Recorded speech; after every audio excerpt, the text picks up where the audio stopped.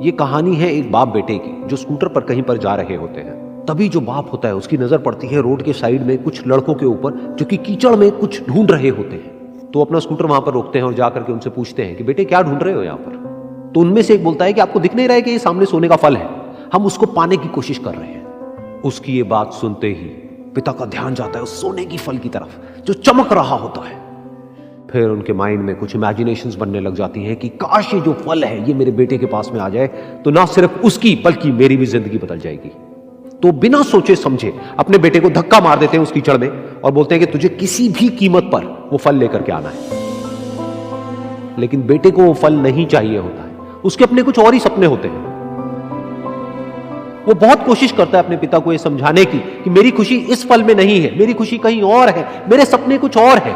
लेकिन उसके पिता उसकी एक नहीं सुनते हैं। वो उसको धक्का मारते हैं उस कीचड़ में और बोलते हैं कि मैं तुझसे पूछ नहीं रहा हूं, तुझे बता रहा हूं कि तुझे वो लेकर के आना है। तो वो बेटा भी अपने बाप के सपने को सच करने के लिए अपनी पूरी जान लगा देता है और पूरी कोशिश करता है कि किसी तरीके से उस सोने का फल उसके हाथ में आ जाए।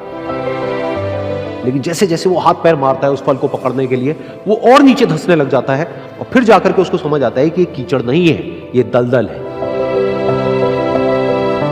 वो चीखता है, चिल्लाता है, अपने पिता को आवाज लगाता है, लेकिन उसके पिता उसकी एक नहीं सुनते। बोलते हैं कि बहाने मत बना, और भी लोग हैं वहां पर जो कर रहे हैं, तो जब वो कर सकते हैं तो तू क्यों नहीं कर सकता।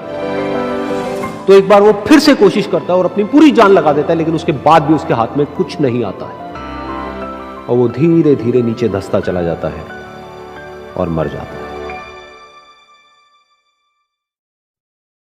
तब जाकर के उसके पिता को एहसास होता है कि उससे कितनी बड़ी गलती हो गई। वो वहीं बैठ करके रो रहा होता है, चीख रहा होता है, चिल्ला रहा होता है। तभी वहां पर एक साधु आता है और वो साधु उस आदमी से पूछता है कि तुम क्यों रो रहे हो। फिर वो आदमी उस सोने के फल की तरफ इशारा करते हुए उस साधु को अपनी पूरी बात बताता है और बोलता है कि इसमें मेरी क्या गलती है, मैंने तो जो कुछ भी किया अपने बेटे की खुशी के लिए किया।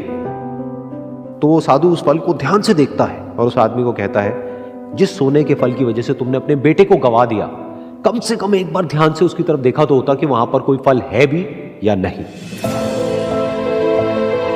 ये सुन करके उस आदमी को गुस्सा आया और उसने कहा कि सामने तो दिख रहा है फल, आपको नहीं दिख रहा क्या। तब वो साधु उस कीचड़ के ऊपर एक पेड़ होता है जिसकी तरफ इशारा करते हैं और बोलते हैं कि वो जिसे तुम देख रहे हो वो उस फल की परछाई है, असली फल वहां पर उस पेड़ के ऊपर है।